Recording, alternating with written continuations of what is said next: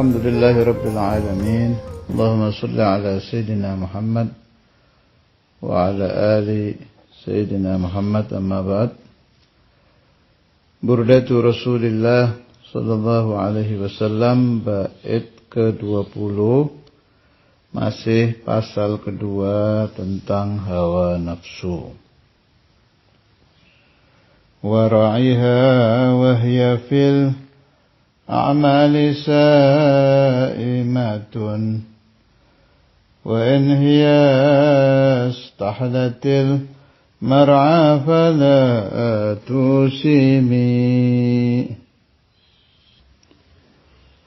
Waraiha dan jagalah olehmu ha nafsul ammarah bisu, awasilah nafsu ammarah bisu, wahia dan keadaannya nafsu fil a'mali di dalam amal-amal saimatun diibaratkan seperti penggembala ternak, seperti penggembala.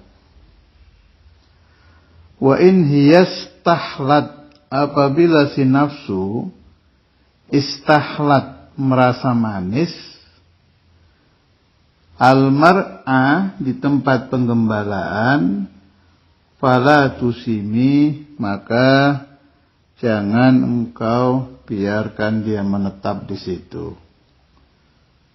Pindah, keluarkan dari tempat itu.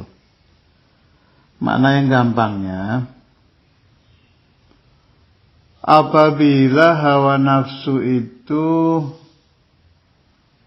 asalnya menghadiri majelis ta'lim umpamanya, merasa berat. Sholat sunnah, merasa berat. Sedekah sunnah, merasa berat. Puasa sunnah, merasa berat. Awalnya kan begitu. Nah, tahu-tahu berubah, merasa nikmat. Istahlat, merasa enak. Itu supaya dilihat, merasa enaknya kenapa ini? Apa karena dilihat orang? Apa merasa enaknya itu karena aghrad dunyawiyah, tujuan-tujuan duniawi? Suruh diteliti. Begitu ketemu, ternyata merasa enaknya itu bukan imtithalan li amrillah, tapi imtithalan li hadzin nafsi. Fala tusimi.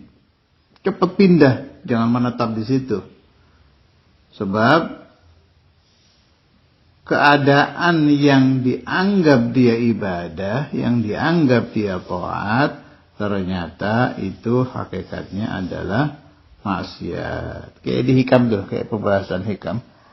Rubba ma'siyatin awrathat dhullan wa iftiqara khairun min ta'atin awrathat izzan wa istikbara. Itu makna yang awal. Ada yang lebih tinggi lagi maknanya. Ini saya dapat pemahaman waktu saya ngaji tauhid dulu. Cuma ini untuk muqarrabin ya.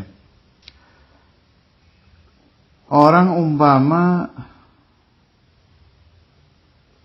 sudah istiqamah puasa tiap hari. Tetapi begitu dia menengok ke hatinya, ternyata niatnya untuk qada'ul hajah. Itu hadzun nafas. Sudah saya garis bawahi ya, ini untuk muqarrabin. Kalau untuk mubtadiin enggak apa-apa. Orang puasa supaya niatnya diijabah nggak ada masalah, sesuai dengan syariat kan. Tapi buat muqarrabin dilihat, kira-kira kalau saya terus puasa, tapi hajat yang saya tuju tidak diijabah oleh Allah Ta'ala, saya tetap puasa apa tidak gitu. Begitu dilihat hatinya, istahlat al-mar'a, merasa manisnya puasa, enak puasa, senang puasa karena hajatnya terkabul, ditinggal itu puasa. Itu maksudnya. Atau kalau mau ngecek lagi,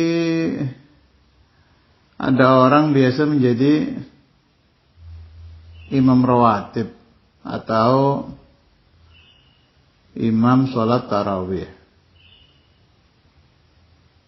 Nah, memang asalnya kan berat istiqomah sholat jamaah jadi imam rawatib kan berat.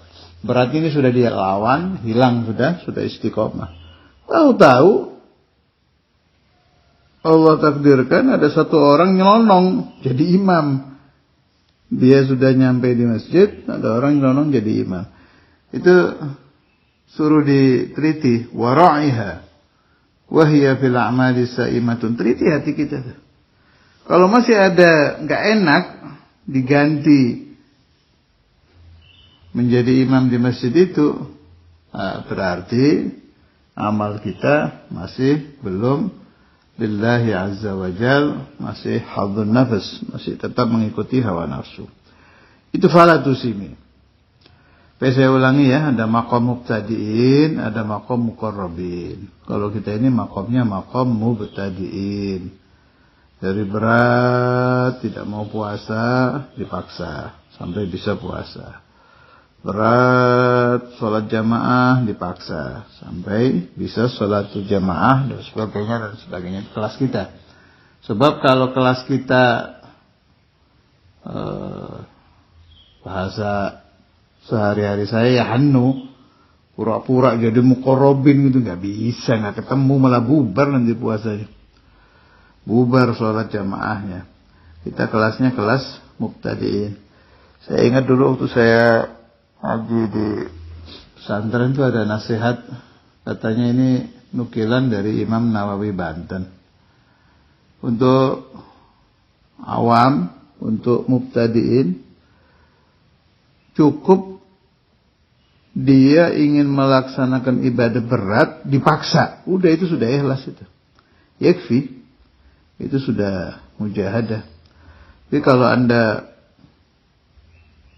yang sudah sepuh, usia di atas 40, ingin betul-betul naik menjadi muqarrabin, ya masuk thariqah ya. Masuk thariqah, beat satu orang arif billah, nanti dituntun, diberitahu, oh ini nafsu. Sebab kalau udah mau naik ke muqarrabin itu sulit sekali memahami nafsu itu. Sifatnya nafsu itu terlalu halus, nggak ketara ya. Nggak bisa lah kalau pengalaman saya tanpa dituntun oleh mursyidun, arifun billah udah mustahil. Kalau udah yang naik-naik gitu. Kalau untuk yang mubtadiin sih masih bisa. Kelas-kelas bawah kayak kita ini pokoknya mana nafsu berat, paksa, udah selesai. Tapi harus dipahami itu kata-kata Imam Busiri itu. Wara'iha wa hiya fil a'mali sa'imatun wa in hiya istahlatil mar'a fala tusini. Alhasil kata Imam Busiri, begitu si nafsu merasa manis, merasa enak, itu wajib disuudoni. Ada apa ini kok betah dia di ibadah ini? Sebab nggak ada ceritanya nafsu betah diajak berbuat baik. Teliti, apa ini yang membuat saya betah puasa? Apa yang membuat saya betah sholat jamaah? Apa yang membuat saya betah mengajar? Kalau ternyata betul-betul tidak ada hudud nafsiyah murni, imtithalan li amrillah, teruskan. Tapi kalau ketahuan, nah ternyata betahnya ada titik-titik. Fala tusimi, ay fala tubqiha fihi, cepat pindah. Pindah dari keadaan itu. Nah, yang sulit, makanya saya bilang harus ada mursyidun arifun billah yurshiduhu ilallah. Nanti pindahnya ini nafsu lagi, itu yang saya bilang halus itu. Jadi tanpa disadari, dia pindah, gak mau sholat jamaah lagi di satu masjid, pindah sholat jamaah di rumah. Ternyata pindahnya juga ittiba'ul hawa. Makanya saya ingat Syekhul Imam Al-Habib Abdullah bin Abdul Qadir Bil-Faqih. Terus saya ingat betul waktu itu, gak saya sebut namanya ya. Itu beliau sering titip pesan, sampaikan kepada fulan suruh begini. Nah ternyata si fulan yang jadi muridnya ini sedang bingung. Saya ini harus tetap mondok apa kawin. Saya harus tetap mengajar apa kerja. Itu ada pertolongan-pertolongan seperti itu. Kalau kita punya guru mursyid itu bisa, wallahu alam caranya beliau tahu bagaimana. Yang penting kita diberi isyarah, diberi petunjuk bahwa al-haq, kebenaran yang imtithalan li amrillah harus begini. Kalau begini berarti ittiba'ul hawa, ikut hawa nafsu. Itu jadi enak kita. Susah, sangat sulit sekali. Terlalu halus memahami hawa nafsu itu. Ya kalau nggak sulit semuanya jadi wali. Kalau orang sudah bisa naik dari nafsu amarah menuju ke lawamah, menuju ke mutmainnah, radiyah, mardiyah, kamilah, ya jadi wali kan. Ya memang sulit tapi wajib.